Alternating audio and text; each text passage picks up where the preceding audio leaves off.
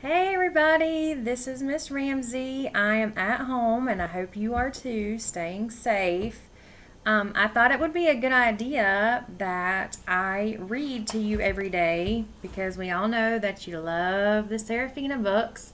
And so I thought that we could continue reading it and that you could watch the videos at home. So be looking every day on Class Dojo. I'm going to post me reading either one chapter if it's a long one, or if it's a short one. Sometimes I read more than one. But I'm going to go ahead and start reading. If you guys need anything, you can have your parents contact me on Class Dojo, or you can go through your Gmail and you can actually send me emails and I'll respond to you.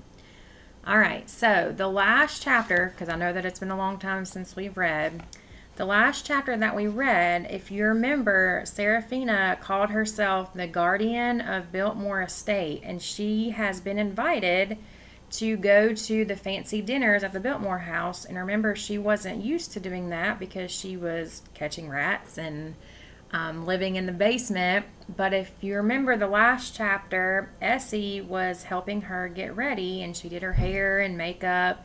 And she's wearing this beautiful dress, and now she's getting ready to go to dinner. So let's see what happens. She had come down the grand staircase hundreds of times, under all sorts of circumstances, but never like this, all washed and polished, her hair brushed and shaped, wearing her beautiful new forest green gown for all to see. But more than all that, there was something else that had changed. This time she had come with a mission. Mr. Vanderbilt hadn't said the words out loud, but she knew her purpose. Find the rat. And I don't think she's talking about real rats there. She wasn't sure what the fancy folk were going to make of her when she entered the room, but as she crossed through the candlelit main hall on her way to dinner, Mr. Pratt and another footman standing at attention near the house's front door smiled at her. "You look good, Miss Serafina," Mr. Pratt said encouragingly, and her chest filled with a little hope. The servants of the house didn't know exactly what her purpose was. Rumors had run rampant over the past few months, but more and more they were getting to know her and see her as one of them.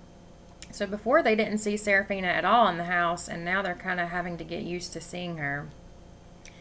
But as she walked along the wide, formal corridor, past the tropical plants of the winter garden, and approached the banquet hall, her heart began to thump in her chest, and she could feel the perspiration rising beneath her dress. The footmen, the laundress, and maids, whether they were brought over from England, or Northerners, or Southern mountain folk, these were her people. But the well-heeled ladies and gentlemen at dinner was some of the richest high hats in all of America. Ambassadors to foreign countries, famous writers and painters, lords and ladies from Europe, owners of railroads and steamship companies, wealth and privilege of every ilk and strain. And she knew from experience that she couldn't trust a single one of them until she caught the devious rat she suspected to be hiding among them. So I don't think she trusted anybody that was there. As she passed the bronze sculpture of Mr. Vanderbilt in the corridor, she whispered, "Wish me luck in there, Mr. V." And then she pulled in a deep breath and stepped into the radiant light of the banquet hall. The grand room's barrel-vaulted ceiling was so high that a flock of Braden's crows could have an aerial battle in its heights, and its massive carved stone fireplaces were blazing with great fires, but it was the silk-wearing women of this magnificent cave who held her attention. She seemed to have arrived at just the right moment when dinner was about to begin. More than 50 ladies and gentlemen in formal dinner attire were already sitting in the enormously long table.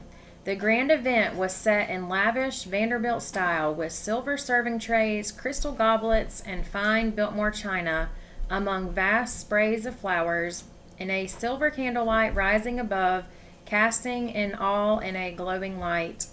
She carefully scanned the dinner guests, one after the other, looking for any signs of danger. And she listened intently as they talked quietly among themselves, many of them whispering in anticipation that their host would soon announce the beginning of an evening's festivities.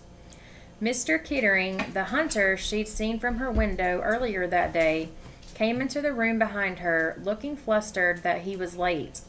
He smiled at her in a friendly, almost nervous manner, and she nodded to him in return.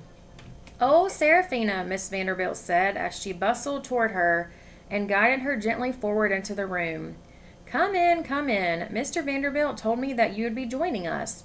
Your seat is just here, my dear." The mistress of the house gestured toward an empty chair at the table and then hurried back to help Mr. Kettering find his place. The embodiment of the perfect hostess, Mrs. Vanderbilt seemed to know all the guests personally, why they were there, and where they should sit. As Seraphina took her seat, she was careful not to pull the tablecloth with her legs or disturb the beautiful place setting in any way. So can you imagine how she's feeling at the dinner table right now? She noticed that a few of the ladies and gentlemen sitting near her were staring at her. They did not appear alarmed to see her among them, but they seemed keenly interested in her, as if wondering just what sort of exotic creature she was.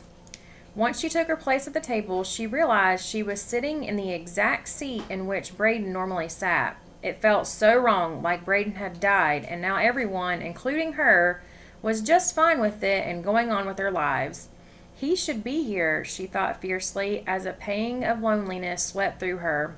Somehow she managed to lose track of her best friend, and now she had taken his chair.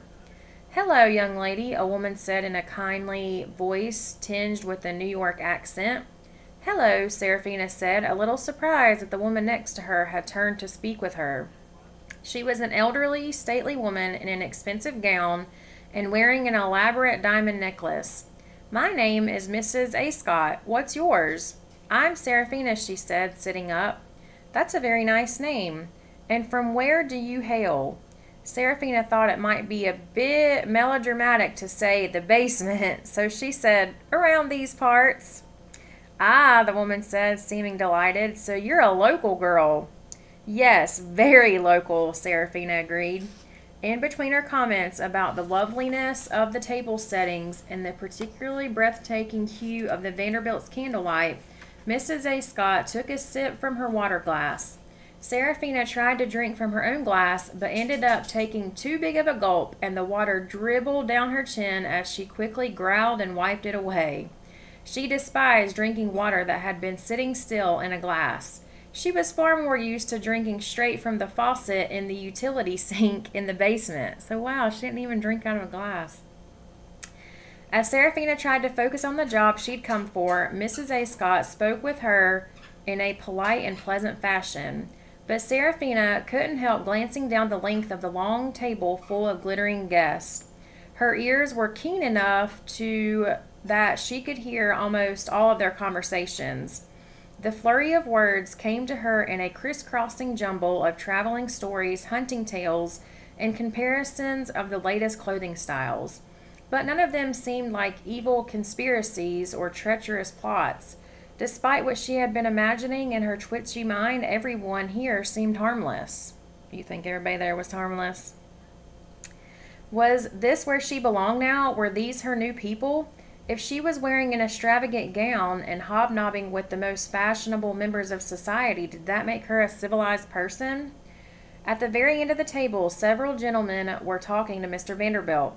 Dressed for dinner in an immaculate black tailcoat and white tie, and freshly shaven and prepared for the evening, he looked so different than the bristled, haggard man she'd seen earlier that morning, and she knew she must look so very different to him as well. When he noticed her looking at him, she saw the recognition in his dark eyes, but he did not nod or draw attention to her in any way. This was business. Find the rat. But then an irksome doubt flitted into her mind like an annoying little bird. What if he hadn't actually needed her help, but had given her a job and invited her upstairs because he felt sorry for her? Maybe Braden had asked him to do it, or her pa.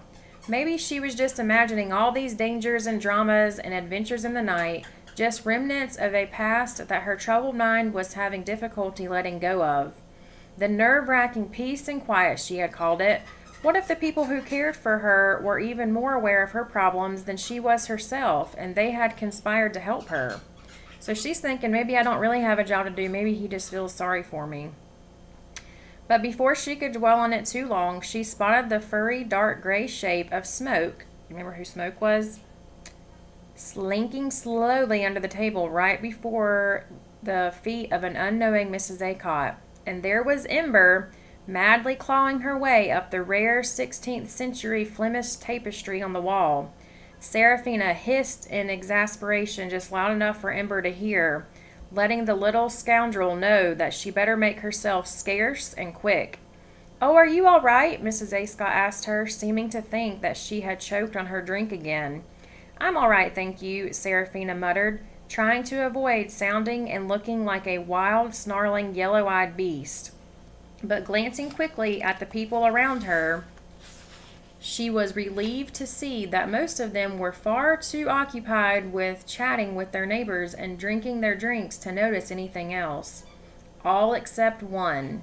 The dark-haired girl named Jess was sitting right across from her, and the girl's sapphire blue eyes were staring straight at her. Dun dun dun. All right, tune in tomorrow for the next chapter. Miss you guys.